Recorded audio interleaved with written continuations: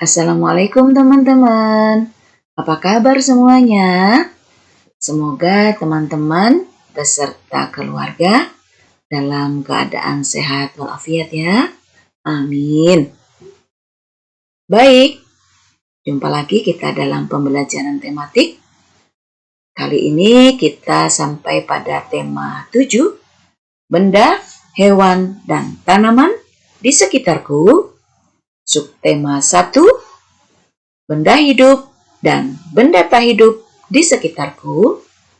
Insya Allah, materi yang akan kita bahas adalah membedakan panjang pendek bunyi, mengenal benda hidup dan benda tak hidup, membedakan benda hidup dan benda tak hidup berdasarkan ciri-cirinya, dan mengenal simbol dan bunyi sila keempat Pancasila. Siap teman-teman? Baik, kita awali pembelajaran kita dengan mengucap basmalah bersama-sama. Bismillahirrahmanirrahim.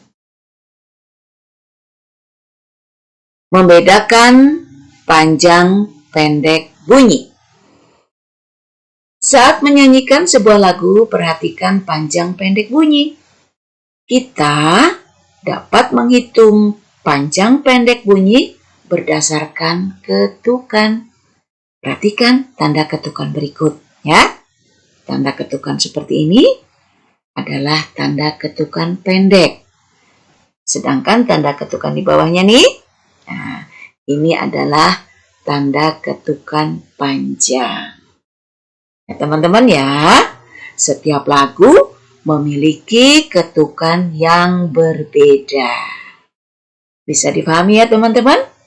Baik, selanjutnya mengenal benda hidup dan benda tak hidup. Benda hidup disebut juga makhluk hidup. Benda hidup mempunyai ciri-ciri. Benda tak hidup juga memiliki ciri-ciri.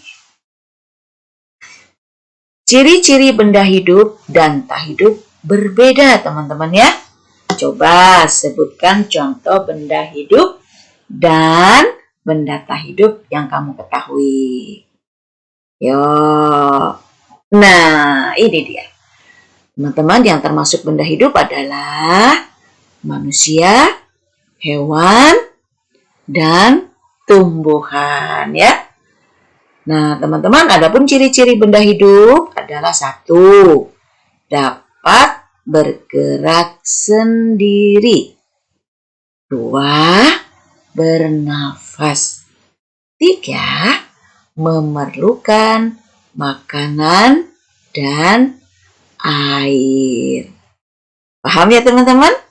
Nah, selanjutnya di sini ada gambar apa nih teman-teman? Ya, sepeda, boneka, dan mobil-mobilan. Ketiga benda ini adalah contoh benda tak hidup. Adapun ciri-cirinya? 1, tidak dapat bergerak sendiri. Tapi ini mobil-mobilan kan bisa bergerak, Bu Santi. Nah, teman-teman ingat ya, mobil-mobilan ini dapat bergerak apabila digerakkan oleh remote control.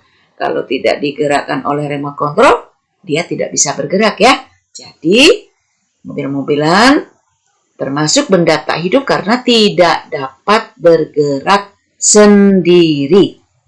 Paham ya teman-teman? Yang kedua, ciri benda tak hidup, tidak bernafas. Ya. Yang ketiga, tidak memerlukan makanan dan air. Bagaimana? Bisa dipahami ya? Baik. Selanjutnya, bagaimana membedakan benda hidup dan benda tak hidup berdasarkan ciri-cirinya. Teman-teman perhatikan, di sini ada gambar kelinci. Dan gambar apa nih teman-teman? Teman-teman yang Iwan pasti Pada suka nih robot-robotan ya teman-teman ya? Iya. Coba ceritakan ciri-ciri benda pada gambar di atas. Yuk kita mulai dengan kelinci. Nah, ciri-ciri kelinci apa teman-teman? Iya, dapat bergerak sendiri. Ya. Kemudian kelinci juga memerlukan makanan dan air. Kelinci juga bernafas. Karena kelinci memiliki ciri-ciri seperti di atas ini, maka kelinci adalah benda hidup. Ya, bisa dipahami ya?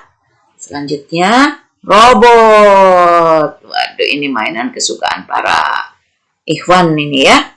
Yuk, kita perhatikan ciri-cirinya. Robot tidak dapat bergerak sendiri. Ya, biasanya menggunakan remote control yang diisi dengan baterai sebagai sumber energinya. Robot memerlukan baterai untuk bergerak. Ya teman-teman ya. Robot tidak memerlukan makanan dan air. Jadi robot itu tidak makan dan minum. Betul teman-teman? Iya. Dan robot juga tidak bernafas. Karena dengan ciri-ciri seperti yang sudah kita sebutkan di atas, maka robot adalah termasuk benda tak hidup. Sampai di sini, mudah-mudahan bisa dipahami ya teman-teman. Baik, selanjutnya kita akan mengenal simbol dan bunyi sila keempat Pancasila. Teman-teman, pada pertemuan sebelumnya kita sudah pernah membahas sila kedua dan sila ketiga ya teman-teman ya. Sekarang kita akan mengenal simbol dan bunyi sila keempat Pancasila. Nah, teman-teman, simbol sila keempat Pancasila adalah kepala banteng. Seperti ini, teman-teman ya. Dan bunyi sila keempat adalah kerakyatan yang dipimpin oleh hikmat kebijaksanaan dalam permusyawaratan perwakilan. Ya, silahkan teman-teman dihafal ya. Baik teman-teman. Adapun kegiatan yang merupakan pengamanan sila keempat ini biasanya kita bisa lihat dalam saat kita bermusyawarah teman-teman ya. Bermusyawarah untuk menyelesaikan masalah. Nah, saat bermusyawarah atau berdiskusi, kita tidak boleh memaksakan pendapat. Kita harus menghargai pendapat orang lain. Menghargai pendapat merupakan pengamalan sila keempat Pancasila. Sila keempat Pancasila disimbolkan dengan gambar kepala banteng. Ya teman-teman, seperti ini ya teman-teman. Ya, baik.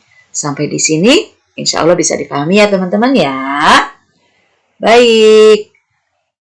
Perilaku lain yang sesuai dengan sila keempat Pancasila adalah sebagai berikut. Nih teman-teman ya, kita lihat gambar yang pertama nih teman-teman.